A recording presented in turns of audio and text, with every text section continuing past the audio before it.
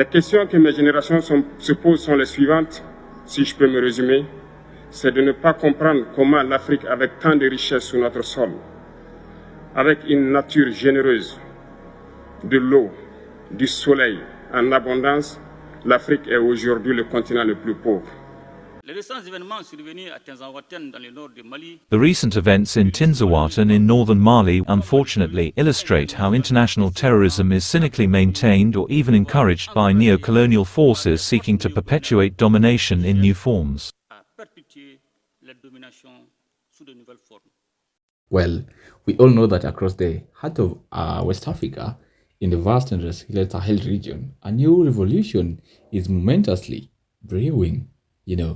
Mali, Niger, and Burkina Faso are rewriting the story of the African independence and sovereignty. These nations are lighting up a path for the rest of the continent, showing what true African unity and liberation could look like. At the forefront of this transformation are leaders like Ibrahim Traorè of Burkina Faso, Assimi Goïta of Mali, and Abdurrahmani Tiani of Niger. These young and determined and courageous leaders have stood up against neocolonial influences, advocating for a new era of African governance rooted in self-reliance and dignity. Anyways, welcome back to another episode of Africa is Marwa. If you're coming back for the first time, you already know that truly Africa is ours. As we are bringing you the voices of those great Africans that actually make bold decisions to ensure that our continent comes together and we utilize our resources. If you haven't subscribed yet, please don't forget to subscribe.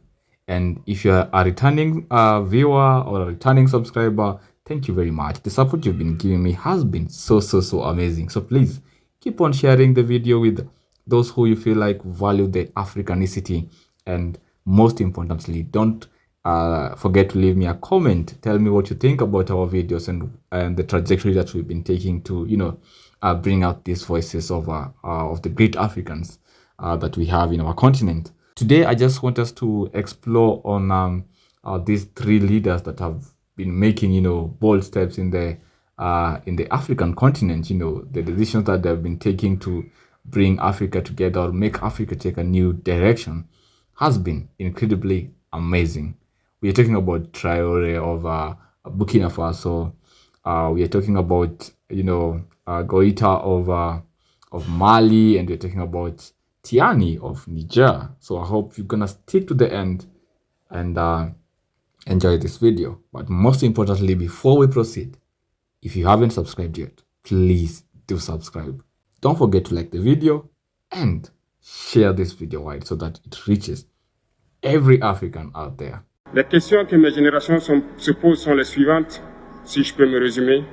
C'est de ne pas comprendre comment l'Afrique, avec tant de richesses sur notre sol, avec une nature généreuse, de l'eau, du soleil en abondance, l'Afrique est aujourd'hui le continent le plus pauvre. L'Afrique est un continent affamé.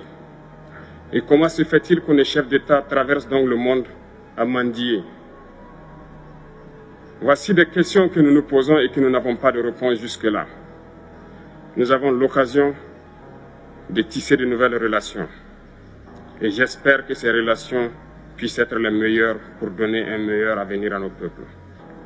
Pour ce qui concerne le Burkina Faso, aujourd'hui nous sommes confrontés depuis plus de 8 ans à la forme de manifestation la plus barbare, la plus violente du néocolonialisme, de l'impérialisme. L'esclavage qu'on tend encore à nous imposer. The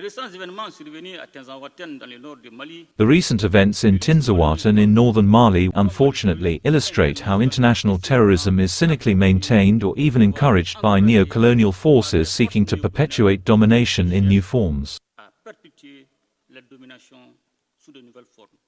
Nigériennes, Nigériens, mes chers compatriotes, le mercredi 26 juillet 2023, les forces de défense et de sécurité regroupées au sein du Conseil national pour la sauvegarde de la patrie, CNSP, ont mis fin au régime de la 7e République. L'action du CNSP est motivée par la seule volonté de préserver notre chère patrie face D'une part, à la dégradation continue de la situation sécuritaire de notre pays, et cela sans que les autorités déchues ne nous laissent entrevoir une véritable solution de sortie de crise.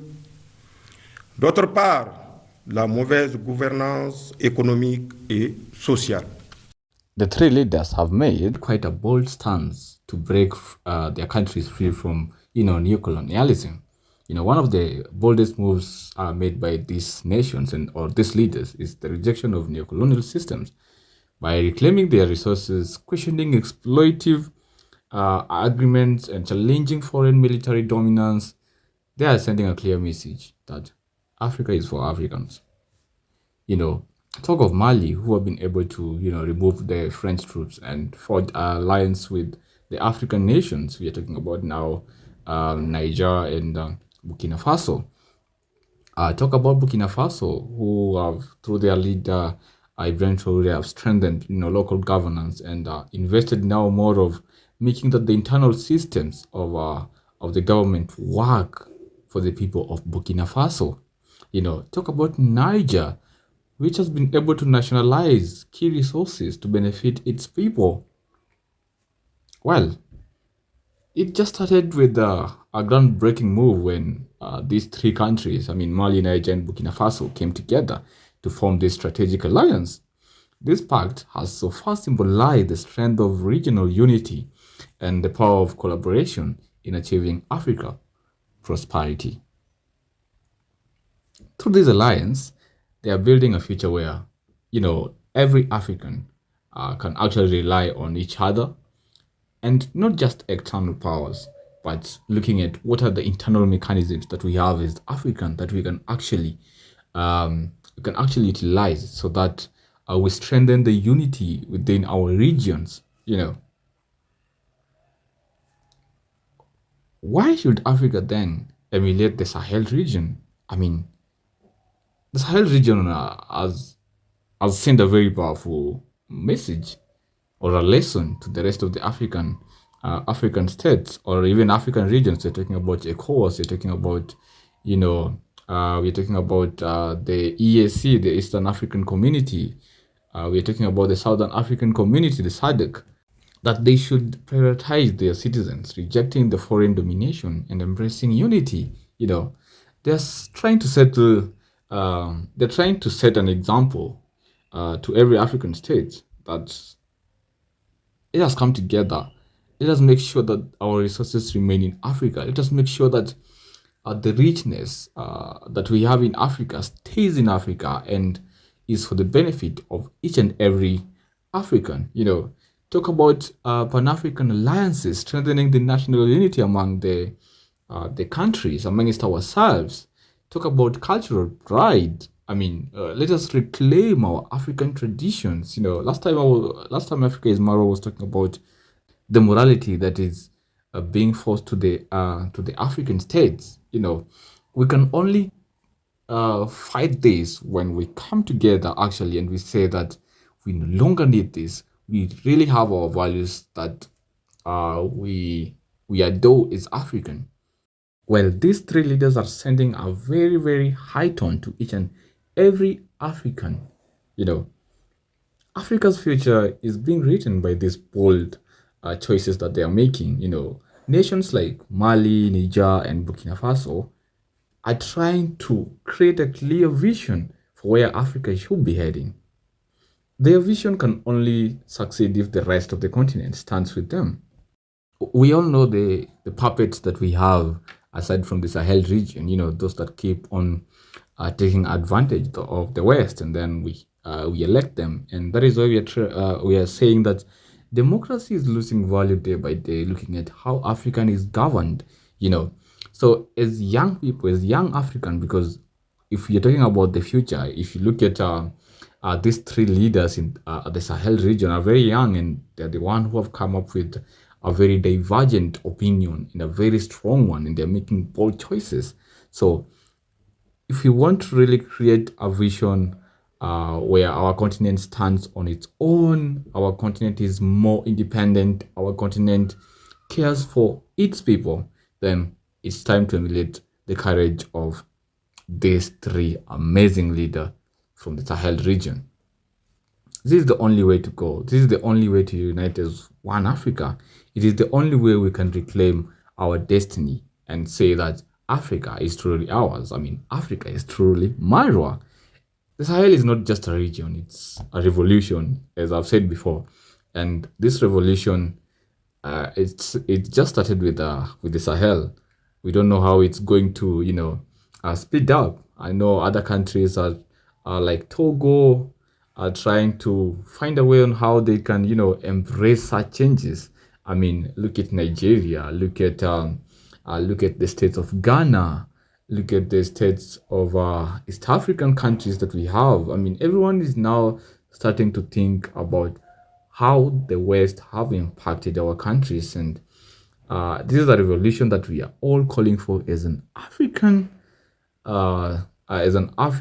Pan-African, I mean, call it wherever, because we believe that together we can actually create the